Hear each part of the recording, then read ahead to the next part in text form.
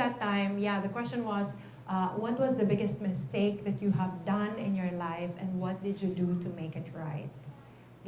I'll give you 0 minute, you answer me in 30 seconds.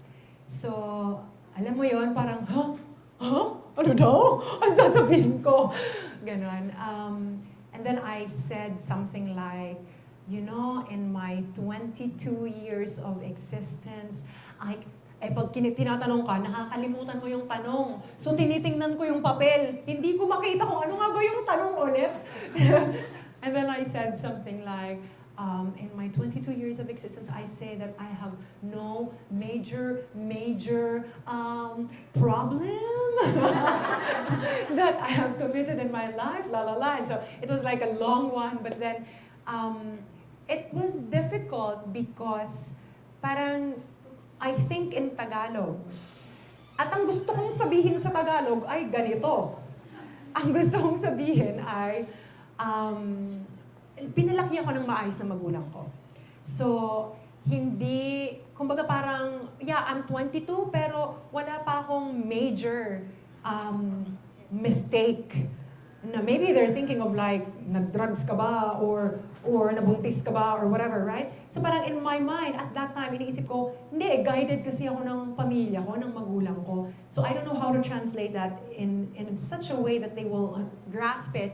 And of course, culturally, it's also different. In the Western world, when you're 18, you leave your family and you're prone to making major mistakes in life. But I mean, again, that's going to be part of your journey, and that's also probably okay. But then here in the Philippines and in the Eastern world in general, hindi tayo umaalis sa magulang natin ng 18. May asawa na nga, nandiyan pa tayo sa magulang natin. So parang nag-guide tayo ng maayos.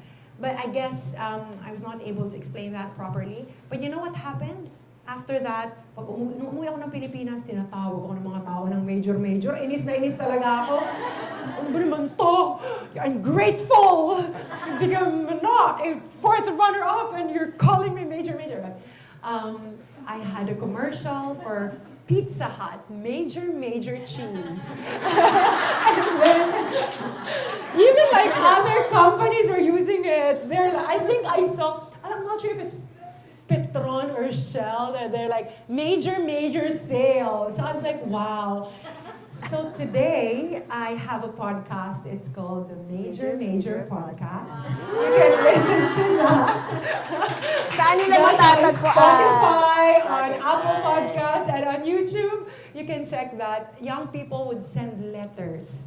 Meron silang, Dear Ate V, ito yung problema ko, 1, 2, 3, 4, 5. And then, I always say that I'm not here to solve their problem, but I'm just here to listen and to think things through with them. So I give a little bit of, my thoughts about their situation. So it's called the Major Podcast. Siguro, isa sa mga bagay na natutunan ko doon ay, kahit na yung sa tingin kong isang bagay na nakakahiya or isang bagay na hindi magandang nangyari sa buhay ko, the Lord can turn that around. Amen. And use that for His glory. Amen. And for your good. Yes. So, talagang ganun